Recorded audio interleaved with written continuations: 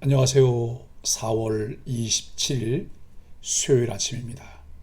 옥타비우스 윈즐러는 영적 변화의 본질은 적대감이 사랑으로 변화해 우리가 하나님의 형상을 회복하는 것이다 라고 이야기합니다. 빌레몬서 1장 15절로 25절까지 말씀을 본문으로 하여 그리스도의 사랑으로 용납하는 삶이라고 하는 주제로 함께 은혜를 나누기를 원합니다. 바울은 빌레몬에게 그의 종 오네시모를 이제부터 주님 안에서 사랑받는 형제로 영접하기를 요청합니다. 또 오네시모가 빌레몬에게 불의를 행했거나 빚진 것이 있다면 자신이 갚겠다고 합니다. 바울은 자신을 위해 숙소를 마련해 줄 것과 그들의 기도로 그들에게 갈 수 있기를 바랍니다. 예수님을 믿으면 인간관계가 새롭게 변화됩니다. 빌레몬과 오네시모는 제도적으로 주인과 종의 관계지만 그리스도 안에서 사랑받는 형제 관계로 변화됩니다. 이것이 신앙의 힘입니다. 바울과 빌레몬은 영적 채권자와 채무자의 관계지만 동역자로서 서로 존중합니다. 바울과 마가, 아리스다고, 데마, 누가 등은 스승과 제자 관계지만 바울은 그들을 동역자로 여깁니다. 우리는 모두 그리스도 안에서 형제요 동역자들입니다. 빌레몬서가 다루는 핵심 주제는 용서입니다. 불의한 오네시모를 향한 빌레몬의 용서 속에 교회가 간과할 수 없는 귀중한 메시지가 담겨 있습니다. 사도 바울은 빌레몬의 용서 속에서 사랑과 영혼과 교회를 말하며 그리스도인들이 가야 할 길을 제시하고 있습니다. 편지의 전반부에서 사도 바울은 빌레몬이 사랑으로 오네시모를 용서할 것을 그 자신도 사랑으로서 간청했습니다. 오늘 본문에서도 사도 바울은 빌레몬의 용서 속에 발견되는 하나님 나라의 비밀을 말씀하고 있습니다. 자신에게 불의한 일을 행하고 재산상 해를 끼친 일을 용서하는 것은 매우 어려운 일입니다.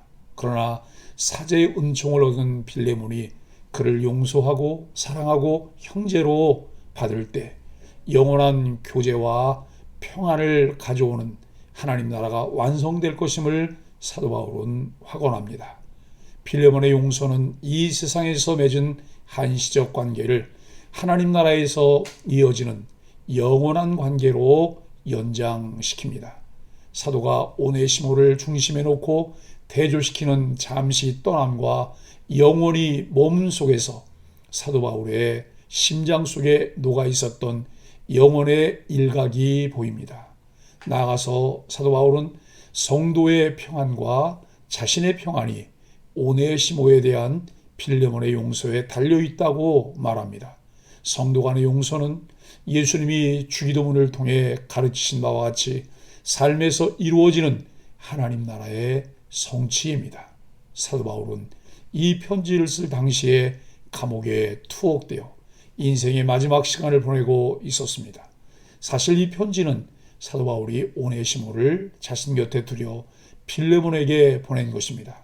그런데 이 편지는 잠시 머무는 이 땅의 삶에서 우리가 어떻게 영혼을 바라보며 살아가야 할지 보여주고 있습니다. 이 편지를 통해 모든 성도들은 진정한 용서의 의미를 확인하고 영혼 속에서 누릴 평안과 안식을 바라볼 수 있습니다. 바울은 빌레몬의 종이었던 오네시모를 감옥에서 만났고 오네시모는 바울이 전하는 복음을 듣고 회심하여 그리스도의 사람이 되었습니다. 오네시모의 정체성과 그의 삶의 역사를 다 듣고 난 바울은 오네시모를 빌레몬에게 돌려보내면서 간곡하게 부탁을 합니다. 오네시모가 끼친 손해에 대해서 대신 갚겠다는 바울의 간청을 통해 우리가 받은 은혜를 어떻게 보답할 수 있는지를 생각해 보게 됩니다. 바울은 오네시모를 원래 주인 빌레몬에게 돌려보내면서 새롭게 구원받은 새 신자가 교회 공동체 안에서 어떤 교제를 경험해야 하는지를 가르쳐주고 있습니다.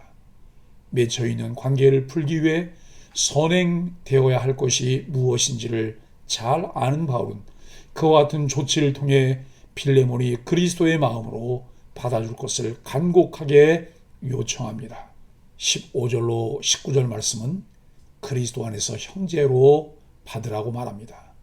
바울 당시에는 주인과 종의 신분 차이가 뚜렷했습니다. 그런데 바울은 빌레몬에게 도망한 종 오네시모를 용서할 뿐만 아니라 그리스도 안에서 형제로 용납하라고 종용합니다. 단순히 주인과 종으로서의 관계 회복을 뛰어넘어 하나님 나라를 위해 함께 수고하는 형제요 동역자로 받아주라고 권면합니다. 빌레몬과 오네시모 둘 다 바울을 통해 복음을 듣고 믿었습니다. 바울은 영적 아버지로서 두 사람을 화해시키는 역할을 할 뿐만 아니라 하나님 나라의 새로운 질서 안에서 이 땅에서의 관계를 바라보게 합니다. 모든 그리스도인들은 예수 그리스도를 참된 주인으로 모시고 각자의 자리에서 그분 뜻을 행하며 사랑을 나누는 삶을 살아야 합니다. 20절로 25절은 하나님 나라를 위해 수고하는 삶입니다. 하나님 나라를 위한 헌신과 순종은 다르지 않습니다. 바울은 빌레몬이 오네시모를 동역자로 형제로 받아들여야 그의 마음에 평강이 있을 것이라고 말합니다. 또한 자신이 말한 것보다 빌레몬이 더 행할 줄 안다며 신뢰를 전합니다. 그리고 빌레몬이 살고 있는 골로새 지역을 방문할 계획이 있으니 그때 자신을 위해 숙소를 마련해 달라고 합니다. 믿지 않는 이들이 보기에는 이 같은 바울의 요구가 지나치다고 생각할 수도 있습니다. 그러나 바울은 빌레몬이 하나님 나라를 위해 헌신된 사람임을 알고 있었습니다. 또한 빌레몬이 품은 사랑과 믿음으로 결국 자신의 권면에 순종할 것도 알았습니다. 헌신된 사랑과 믿음이 점점 사라지는 오늘날 빌레몬은 모든 그리스도인들이 닮아야 할 좋은 본보기이며 모델입니다. 사랑하는 소망의 가족 여러분, 하나님께서 교회 공동체에 기대하시는 것은 서로 차별 없이 배려하고 존중하는 것이며 잘못에 대해 용서를 빌며 용서해주는 교제입니다. 교회 안에서 외적인 것에 의한 차별이 존재한다면 교회는 세상에 어떤 영향력도 줄 수 없습니다. 교회 공동체가 세상과 구별된 사랑의 공동체가 되도록 힘써야 합니다. 그러기 위해서는 자기를 부인하고 자기 십자가를 짊어지고 예수님을 따라가야 합니다. 그리스도인의 자기 부인은 자신의 자존심과 소유에 대한 손해 없이 이루어질 수 없습니다. 신앙생활을 하다 보면 손익을 계산하지 말아야 하는 순간이 많습니다. 하나님의 말씀에 순종하기 위해 자신을 부인하고 십자가를 감당하는 것이 그리스도인의 아름다운 모습입니다. 하나님 나라를 위해 자신의 권리를 스스로 내려놓으면 하나님이 더 크고 영원한 것으로 채워주십니다. 순종을 통해 우리에게 큰 은혜를 주시는 하나님을 날마다 체험하는 소망의 가족들이 되기를 예수 그리스도 이름으로 간절히 축복합니다. 함께 기도하겠습니다. 원수까지 사랑하기를 바라시는 주님, 형제조차 사랑하지 못하는 우리의 연약함을 긍휼히 여겨주소서. 우리의 참 주인이신 주님이 어려운 관계와 상황도 선하게 이끌어 가실 것을 확신하게 하여 주옵소서. 우리 소망의 공동체가 서로 용납하고 책임지고 세워주는 사랑에 헌신하게 하여 주옵소서. 예수님의 이름으로 간절히 기도합니다. 아멘.